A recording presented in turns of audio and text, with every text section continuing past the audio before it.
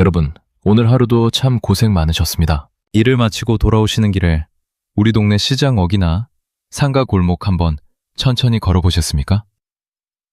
혹시 예전과는 참 많이 다른 그 낯선 기분 같은 거 느껴본 적 없으세요? 분명히 저녁 8시면 사람들로 북적이고 삼겹살 굽는 냄새가 진동하던 식당들이 이상하게 조용합니다. 예전 같으면 한참 줄을 서서 기다려야 했던 유명한 찌개집 앞은 텅 비어있고 사장님은 손님 대신 텔레비전 뉴스만 멍하니 보고 계시더군요. 한때 화려한 간판으로 가득 찼던 상가 건물 위층 창문에는 임대라고 써붙인 하얀 종이만 덩그러니 붙어있는 광경.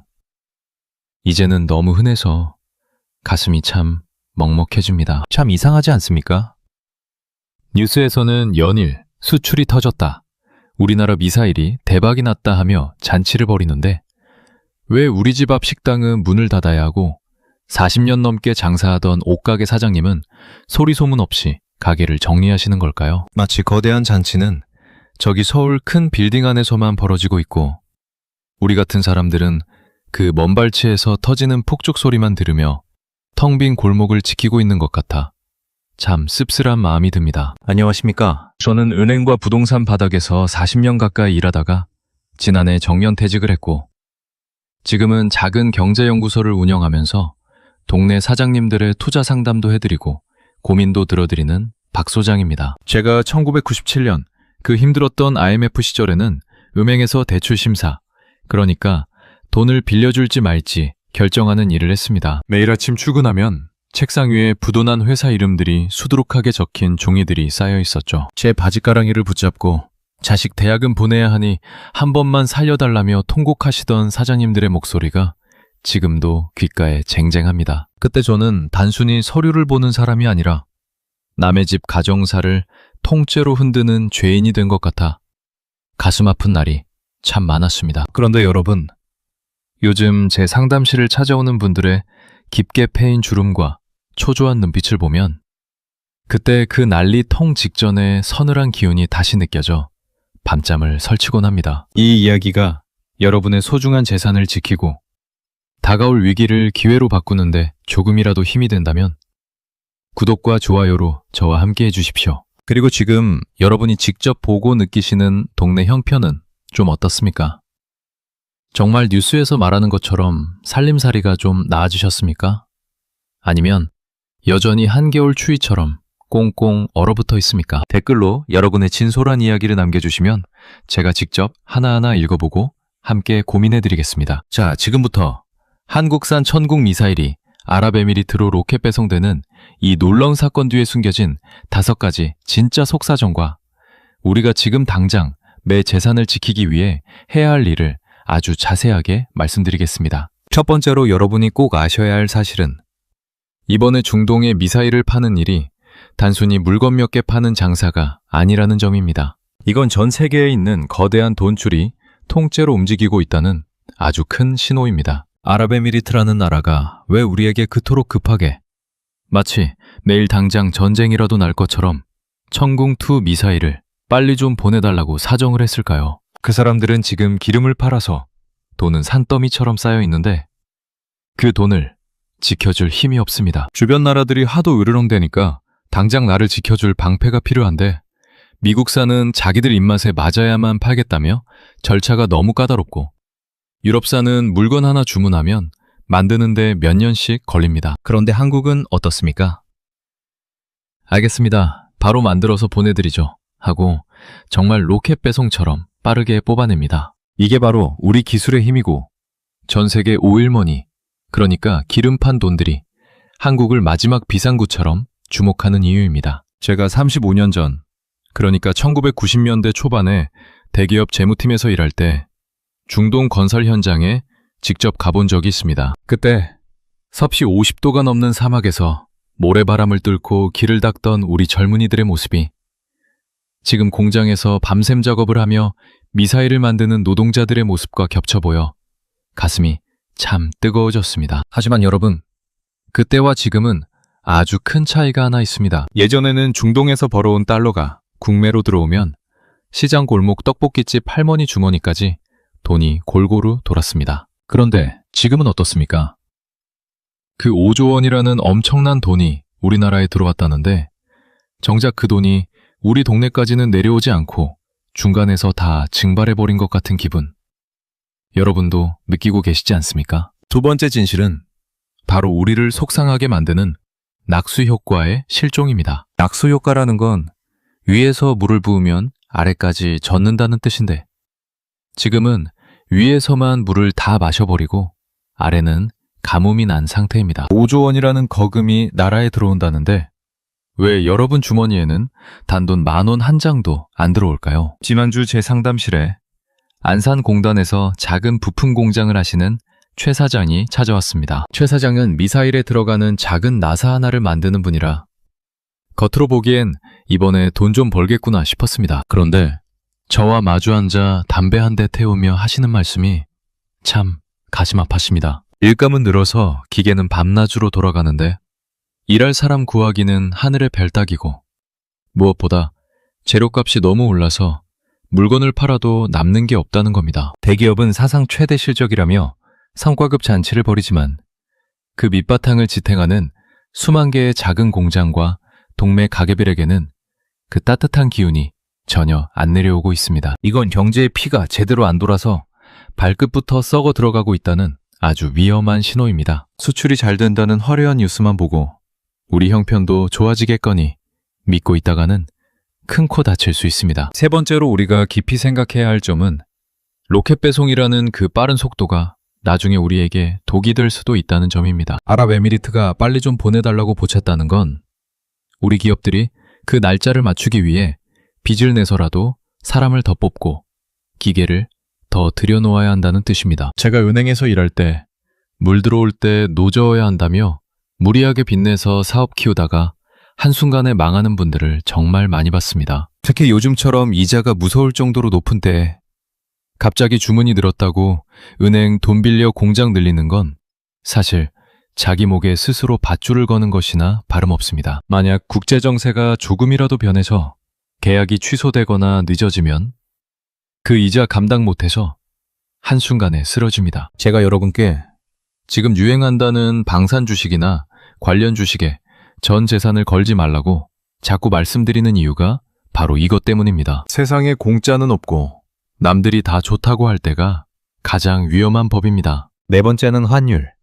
그러니까 우리 돈의 가치가 참 이상하게 움직이고 있다는 점입니다. 여러분, 상식적으로 생각해 보십시오. 5조 원이라는 막대한 달러가 우리나라로 들어오면 우리 돈 가치가 올라가야 하고 당연히 환율은 뚝 떨어져야 정상 아닙니까? 그런데 요즘 환율 보십시오. 여전히 1,300원 넘어서 1,400원을 왔다 갔다 합니다. 이건 정말 심상치 않은 문제입니다. 우리나라가 수출로 벌어들이는 달러보다 해외로 빠져나가는 돈이 더 많거나 아니면 수출해서 돈 번 큰 기업들이 그 돈을 우리나라로 안 가져오고 안전한 미국이나 외국 땅에 쌓아두고 있다는 아주 강력한 증거입니다. 제가 1997년 IMF 직전에 은행창구에서 매일 아침 보고서를 받을 때 딱 이랬습니다. 신문에서는 수출 잘 된다고 난리였는데 정작 우리가 당장 쓸 수 있는 달러는 바닥을 보이고 있었죠. 지금 환율이 안 내려가는 건 우리 경제 체력이 겉보기와 달리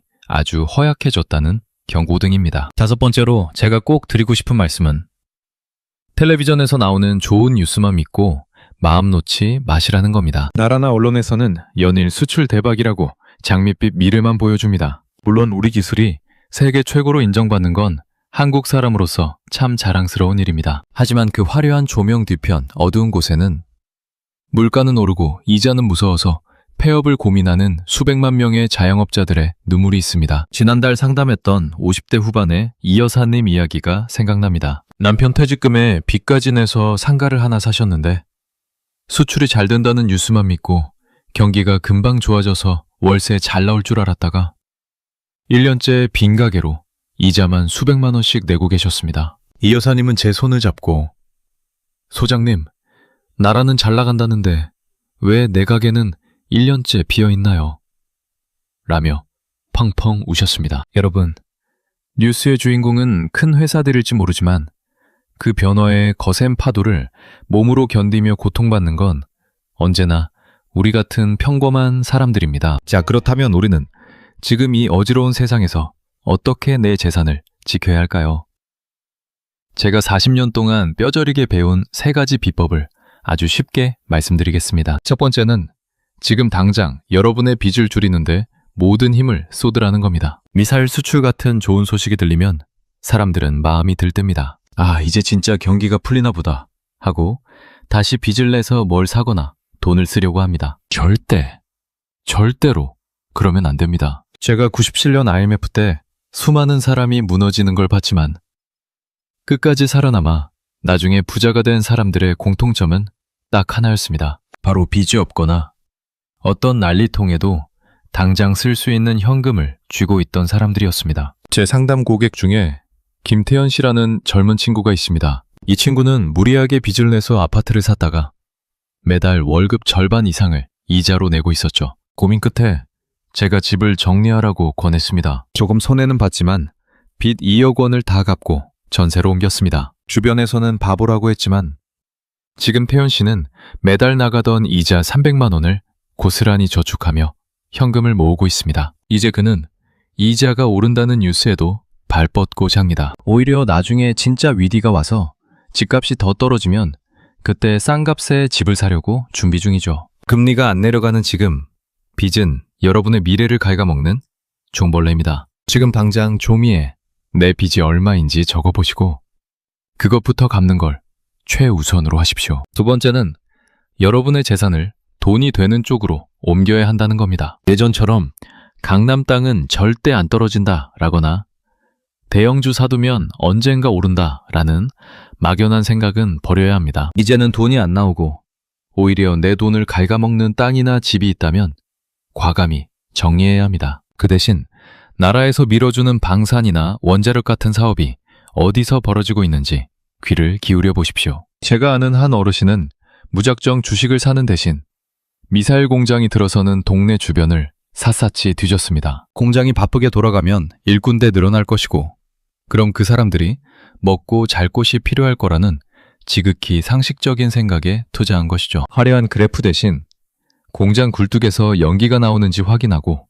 투자하신 겁니다. 이처럼 돈이 어디로 흘러가는지를 미리 알고 매 재산을 그 길목으로 미리 옮겨두는 지혜가 지금 가장 필요합니다. 세 번째로 가장 중요한 건 매일 나만의 경제일기를 쓰는 겁니다. 공부하라는 소리가 아닙니다. 매일 아침 환율이 올랐는지, 은행이자가 변했는지, 그리고 무엇보다 여러분이 매일 가시는 시장 식당에 손님이 얼마나 있는지 직접 눈으로 확인하고 한 줄이라도 적어보십시오. 진짜 경제 공부는 텔레비전 속에 있는 게 아니라 여러분이 매일 만지는 영수증과 시장 바닥에 있습니다. 제가 45년 동안 주식 투자를 하며 배운 진리는 딱 하나입니다. 남의 말만 믿고 산 건 위기 때 무서워서 팔아버리게 되지만 내가 직접 확인하고 확신을 가진 재산은 어떤 풍랑 속에서도 나를 지켜준다는 사실입니다. 다시 한번 간곡히 말씀드립니다. 제2의 IMF가 올지 아니면 다시 한번 우리나라가 잘 살게 될지는 아무도 모릅니다. 하지만 한 가지 확실한 건 거대한 파도가 오기 전에는 바닷물이 멀리 빠져나가는 신호가 반드시 있다는 겁니다. 미사일 수출했다는 화려한 불꽃놀이만 보지 마시고 지금 내 통장에서 돈이 어디로 빠져나가고 있는지부터 냉정하게 따져보십시오. 1997년 그 힘들었던 시절에 끝까지 살아남아 가족을 지켜낸 분들은 대단한 천재가 아니었습니다. 단지 에이 설마 별일 있겠어 라는 마음을 버리고 매일 비가 올 걸 대비해 지붕을 고치고 쌀통을 채웠던 평범한 분들이었습니다. 반대로 가장 먼저 힘들어진 분들은 잔치가 끝나지도 않았는데 미리 샴페인을 터뜨리며 아무 준비도 안 했던 분들이었습니다. 오늘 제 이야기를 듣는 여러분은 이제 선택하셔야 합니다. 수출 뉴스에 박수만 치며 남의 집 잔치 구경하는 구경꾼이 될 것인가? 아니면 그 이면에 숨겨진 위기를 미리 읽고 내 소중한 재산과 가족을 지킬 울타리를 단단히 고칠 것인가? 매일 아침부터 아주 작은 일 하나라도 시작해 보십시오. 통장 정리 한번 해서 매 빚이 얼마인지, 이자가 매달 얼마씩 나가는지 정확히 숫자로 적어 보십시오. 그리고 쓸데없는 돈부터 하나씩 줄여가며 단돈 10만 원이라도 현금을 더 챙겨 두십시오. 그 작은 실천이 앞으로 다가올 거대한 변화 속에서 여러분과 여러분의 가족을 안전하게 지켜줄 유일한 구명조트가 될 것입니다. 긴 시간 제 이야기를 들어주셔서 참 감사합니다. 여러분의 재산을 끝까지 지켜드리고 싶은 든든한 길잡이 박소장이었습니다.